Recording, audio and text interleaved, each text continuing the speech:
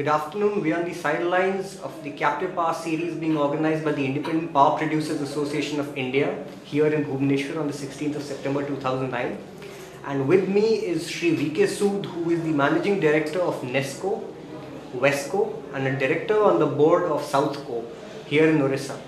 Sir, we'd like to ask you, given the fact that the power is a rather emotive issue, if certain sections of people are denied power for some time, they get angry, disruptive, they can create even law and order problems. How does a distribution company manage to find the right balance?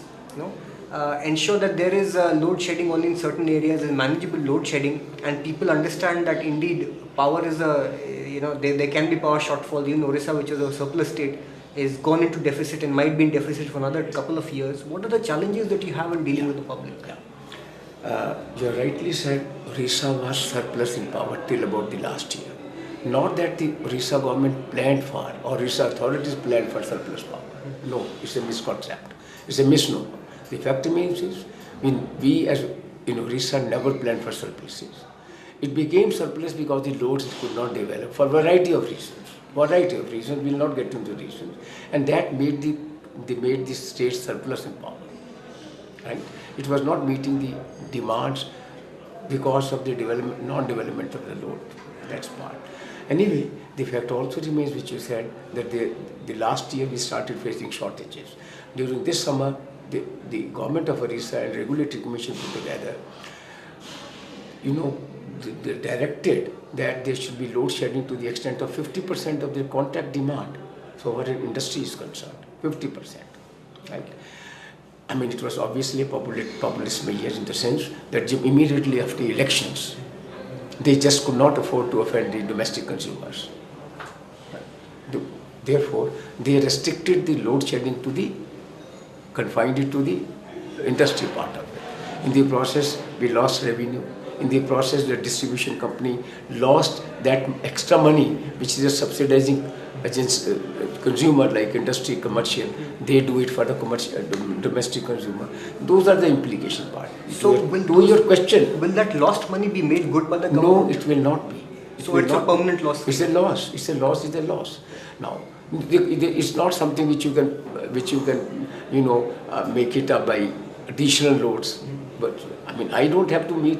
I don't need extra power than my entire requirement. So how would I make up for the loss? I will just barely meet his requirement at that time, if at all, if it is possible. Number two. Now, it's very right that situation like this, how are you going to handle it? Well, we have discussed the matter with the government of Orissa, and the government of Orissa seized of this problem, now knows for certain that the days have come that we have to do the load shedding. They have already taken a decision at the CM level, I believe, as it came in the newspaper, the 2 hours in the morning and 1 hour in the evening, immediately after this festive season is over. It's a good decision in the sense that in this ensuing winter, what happens is that people will not need that much of power. Heating load is hardly anything. It's air conditioning load which will not need in winter, and conserve water to meet the load demands and drinking water requirements in the ensuing summer. That is how people are being made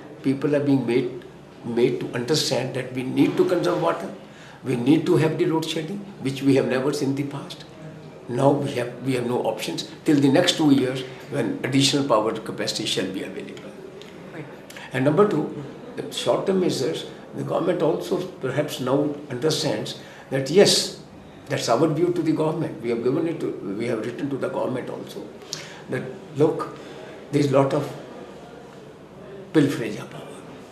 There is poor meeting and billing process. That I know that's the responsibility of DISCOMs. But nothing is possible unless there is support from the government, the local civil support from the collectors, etc., etc. Now, if I continue to be supplying power without being paid for, there is every tendency for everybody to misuse it, overuse it, and wasteful use. So now we would like to get it restricted, and that power which is thus available could be gainfully utilized to meet the additional demand. customers. So how do you plan to do that? Is it economical to have it metered, every little connection metered, monitored, so that cost can be recovered? That's not an issue. That's a mandate under the Electricity Act 2003 that all the consumers have to be metered. We in the distribution company, unfortunately, in the past, because of scarcity of money, could not do all that metering. We have recently ordered almost about 3 lakhs of meters for the domestic consumer, so we should do the metering. Billing also, billing part, we have given it to 3 new agencies. From this very month, there are teething problems, but once there is no underbilling, we need to do the billing and collection. So we are going to put franchises also simultaneously. It was only yesterday when Government of India, UNDP and Feedback Ventures, they made a presentation to us. They would help us to set up the franchisee system in the state of Orissa, more so in the context of the RGY scheme, under which it is mandatory to have the franchises in those areas where the RGV program is being launched, failing which the entire amount being given as grant to Government of Orissa will be converted to a loan. I see. So therefore, So this means even in rural electrification, you will have metering. have to have. Absolutely. Have to have. Great. So my next question would be, given the fact that Orissa for about 8-9 years, the tariffs were nearly constant. No, there was no tariff increase at all. No tariff increase at all, fine. So given the fact that there was even inflation of between 6 to 8-9% and the fact that there was no tariff increase, that meant that the real costs, or rather the real revenues, were declining. And real costs were obviously increasing up because there was inflation. How was this gap managed? How was it funded? Gap was not managed. It was not funded. It only made the balance sheets more negative of the companies. And how is that being made good? Are you being able to charge your customers more to make good? No. We cannot charge the customers unless the regulatory commission allows it by way of increase in the tariff, which has not happened during the last 9 years. But then loss, thus,